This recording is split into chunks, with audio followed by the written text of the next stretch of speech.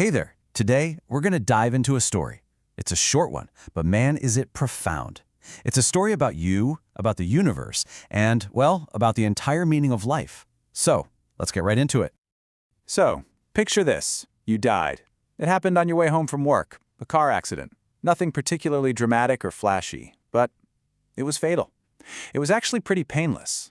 The doctors and paramedics, they did everything they could, but, it just wasn't enough. And that's when you met me. You ask, what happened? Where am I? You look around, but there's nothing. Just a void. A complete and total nothingness between worlds. You died, I tell you. No point in beating around the bush. Are you God, you ask? Yep, I reply. I am God. But I don't look how you'd expect. I seem more like just a regular person, maybe a man, maybe a woman, a teacher, maybe. And your first thought? It isn't about yourself. It's for your family. My wife, my kids, are they okay? That's good. That's where I like to see.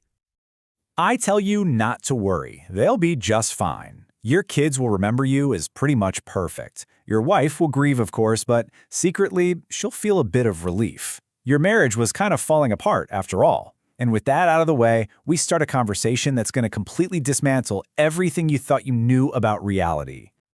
So, naturally, you ask the next big question. Okay, so what happens now? Am I going to heaven or hell or what? The answer? Well, it's neither. You're going to be reincarnated.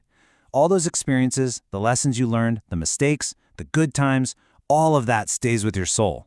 But you get reborn as a blank slate, a baby with absolutely no memory of the life you just lived. Oh, you say, a little surprised. So the Hindus were right all along? And my response is pretty simple. All religions are right, in their own way.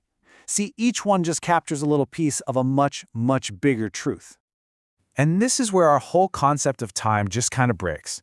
I tell you that your next life is going to be as a Chinese peasant girl in the year 1540. Wait, you ask, you're sending me back in time? But time as you know it, that only exists inside your universe. Where I'm from, things are different. Oh, and gender? Just two sides of the very same coin. You've lived so many lives before this one. And as we keep talking, I start to reveal the story's central, absolutely mind-bending truth. I really want you to let the scale of this sink in. You have lived countless lives across every era imaginable.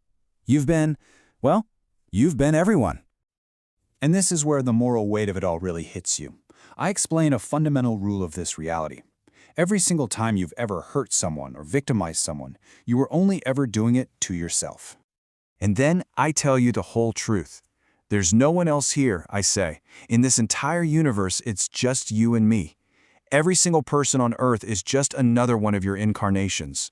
You are every human being who has ever lived and who ever will live. So think about what that means. You are Mahatma Gandhi, but you are also not the Ram Godse, the man who killed him. You are Hitler, and you are also every single one of the millions he murdered. You are Jesus, and you are every person who followed him. You are the oppressor and the oppressed, the victor and the victim, one and the same. You're quiet for a long, long time, just trying to process all of that. I mean, who wouldn't be? We've covered the what, now it's time to explain the why. You finally ask the ultimate question. Why? Why are you doing all of this? What could possibly be the point? And the whole purpose is kind of beautiful. This universe I explain, it's an egg. It was created for you, and only for you. It's like a cosmic nursery, a place designed to help you mature. You see, you're not a god yet. Not really. In the grand scheme of things, you're a fetus. You're still growing, still developing. Your soul is way more magnificent than you could ever comprehend in your tiny human form. So, here's the path forward. First, you have to live every single human life that has ever existed or ever will exist. Second, you have to experience everything they experience. And once you've done all that, once you've matured enough, you'll finally be born as a being like me.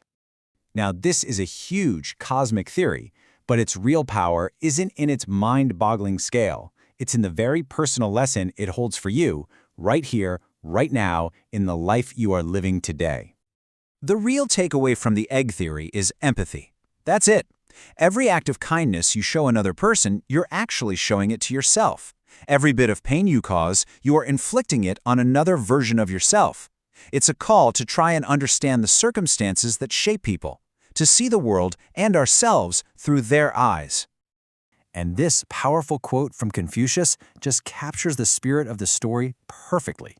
This whole theory reminds us that we get a new chance every single day.